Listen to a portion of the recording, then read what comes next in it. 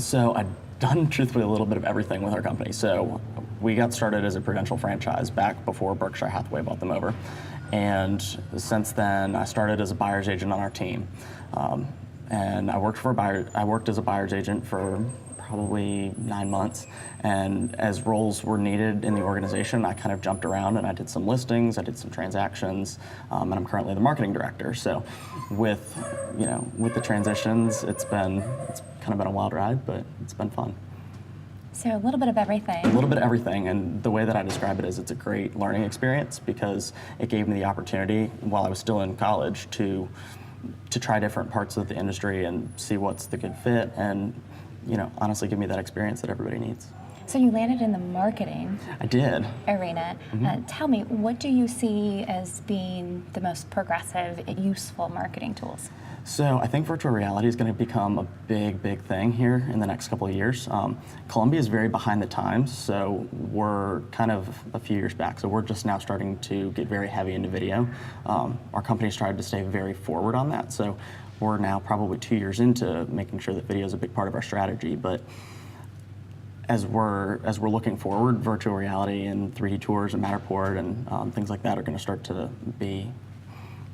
become one of the cornerstones of our business. For sure. So it'll be interesting to see how that works. I love Matterport. So we don't have one yet, but Okay. but we're looking into it because.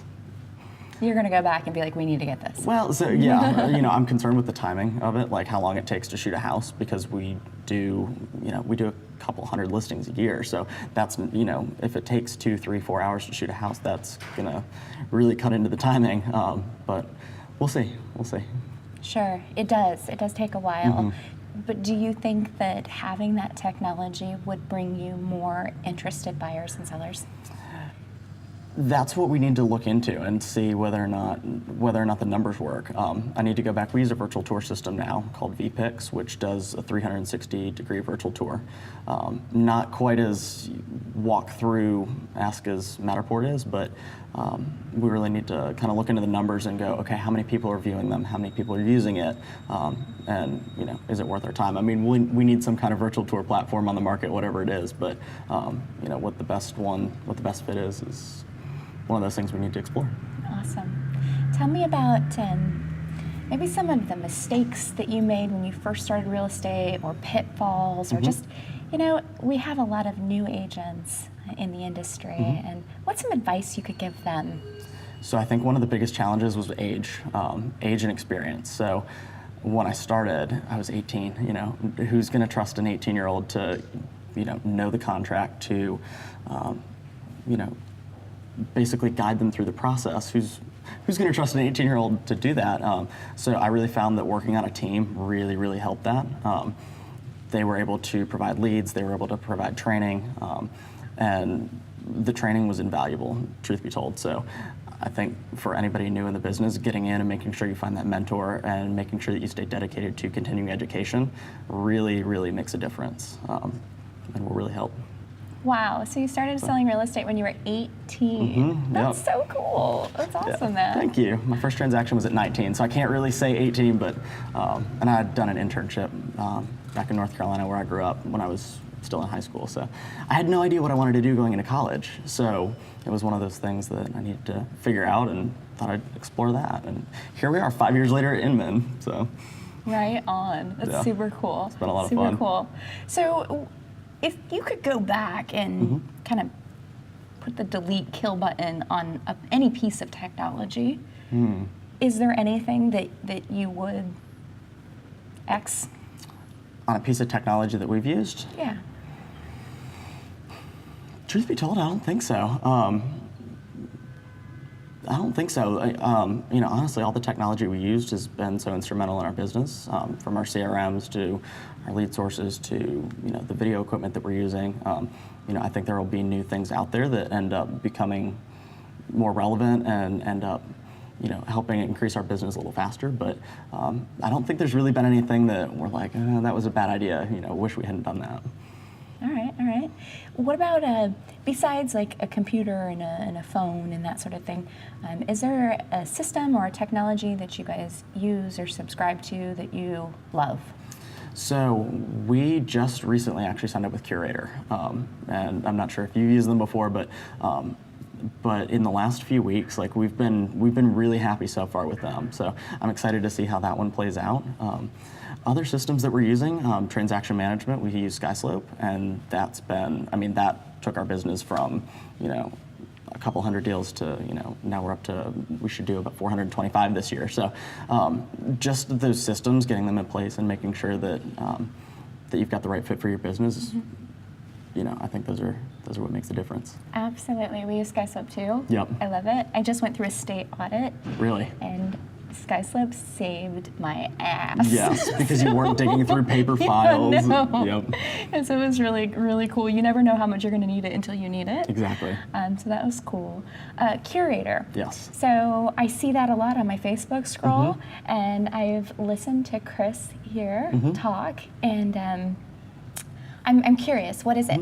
So Curator is a web-based platform that does, they're basically a lead generation source, and they're focused on starting a conversation rather than lead conversion. So what they want you to do is, we're doing the Facebook ads, and they do Facebook registration. So when somebody clicks on it, it grabs their Facebook account information, their email, their phone number if they've got it, and it brings it into Follow Up Boss, which is the new CRM we're using. Once it does that, our ISA in the office is following up with them, but they've got the web platform and they've got the background and the training and the coaching that you really need in order to succeed with leads. So they've been really interesting. The thing I think that sets them apart is the Facebook registration, because we couldn't really find that anywhere else. So, but they've got an incredible support staff that built our system from the ground up in like 4 weeks or less, and we're really happy with it so far. Fantastic, Yeah. Fantastic.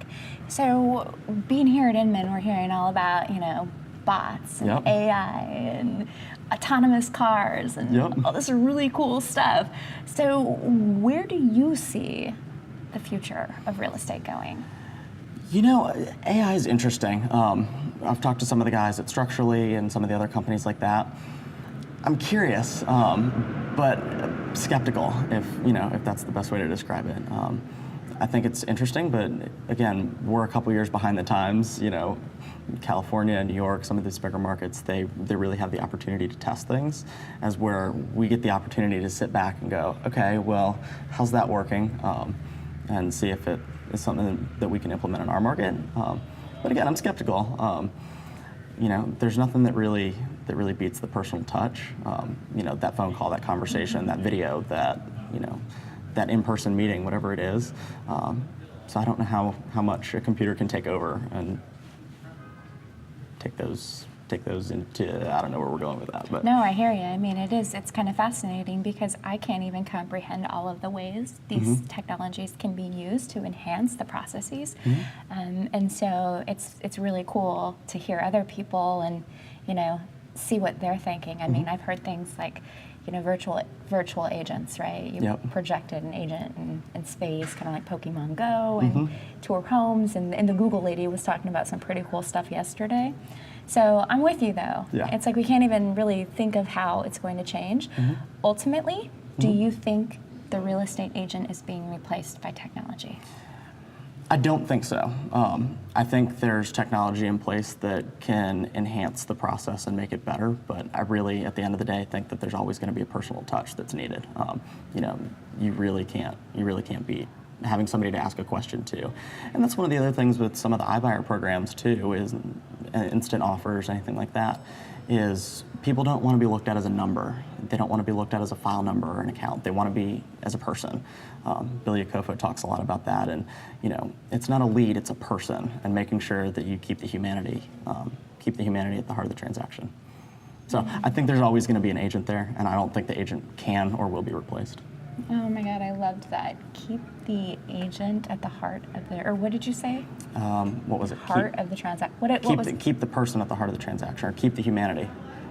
Platon talked a lot about that yesterday too, and making sure that that the person always stays at the focus.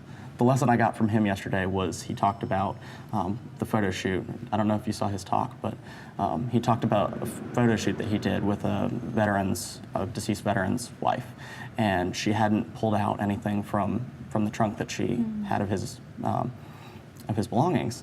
And when he went to her house to take the portrait, she decided, you know what, let's go and let's take something from his chest. And she broke down, and he was talking about, you know, how he put the photo ahead of the humanity, ahead of the person, and he's like, I will never let that happen again. And, you know, Billy and I had a conversation yesterday about making sure that the person stays at the heart of the transaction, that you don't forget that, you know, it's not a lead, it's not a check, it's a person behind everything.